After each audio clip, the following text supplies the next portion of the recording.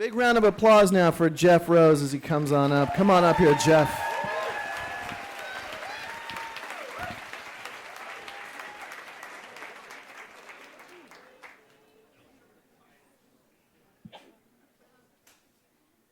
Guess it's right.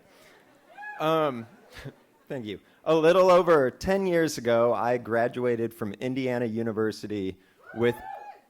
Wait, there's more to the story.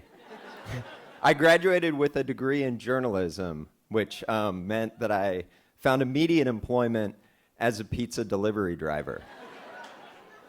All of my non-journalism friends, they went out and they got better jobs in other cities. And meanwhile, I worked the day shift with a couple of sociology majors and a poli-sci major and an art history major. We mixed marinara and made pizza dough, and we talked about what intersectional paradigms of race, class, and whatever. So, it was a great job. They had a special at this place. It was called the Crazy 8 Special. It was $8. It was for one pizza, breadsticks, couple Cokes. You could order it if you ever go there. But most of the customers would give you $10. And, you know, if you delivered 4 or 5 of those an hour, you made a lot of money. And at the time, I didn't really want to do anything with my life. So, you know, I enjoyed driving around by myself and working on my novel, which was all that I wanted to do. It was a time before GPS.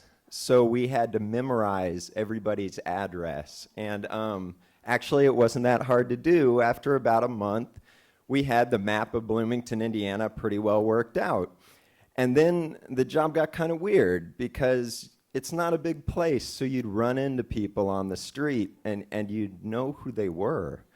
You know, you shouldn't ever be rude to a pizza delivery driver when they're standing right in front of you because they know where you live. You'll never remember what they look like, but they know where you live. And these people our customers would order over and over again, so we'd even know stuff like, well, you know, once a week you're the person who is wearing sweatpants you wouldn't want to be seen in, and you get a cheeseless pizza with broccoli on it around the time your Friends comes on.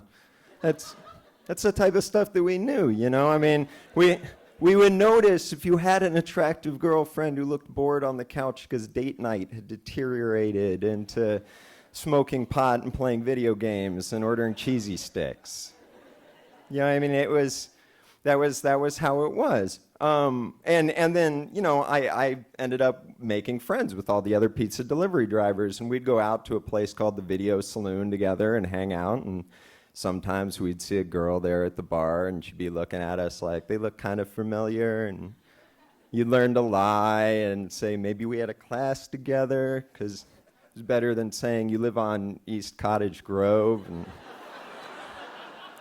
you've got a little yip dog and a couple plants in your front window that you haven't watered in a month or so, and you don't like croutons.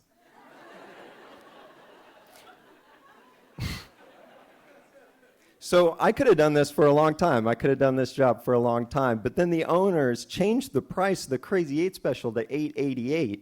And I knew that, you know, the customers were going to start giving us $11. So I knew this was an 88-cent cut-in on my tips. So I thought, well, I'll talk to the other pizza delivery drivers about it. And I'll say, hey, guys, we should go talk to the owners and say, hey, you can't change this on us. And those guys looked at me with such confusion when I suggested this. It was like I was talking about selling disposable razors for mice. I mean, these guys didn't care about me at all. They weren't my friends. They didn't even care about themselves. And now I was going to lose $3.50 to $4 an hour off my wages. And the job was going nowhere. It was literally driving around in circles.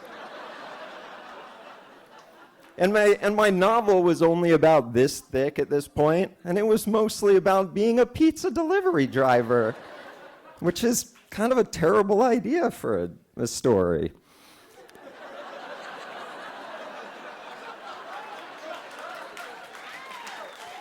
So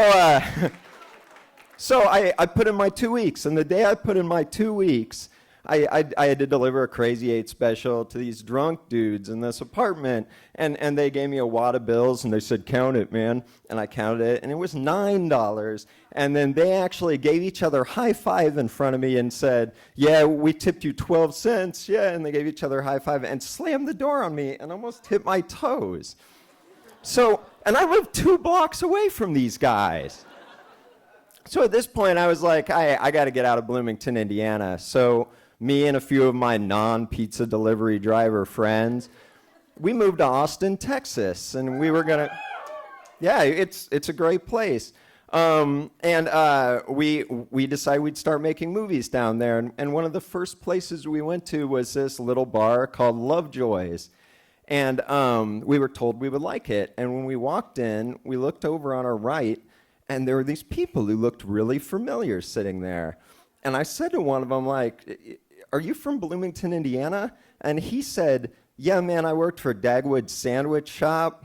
I used to deliver you sandwiches all the time on a weekend.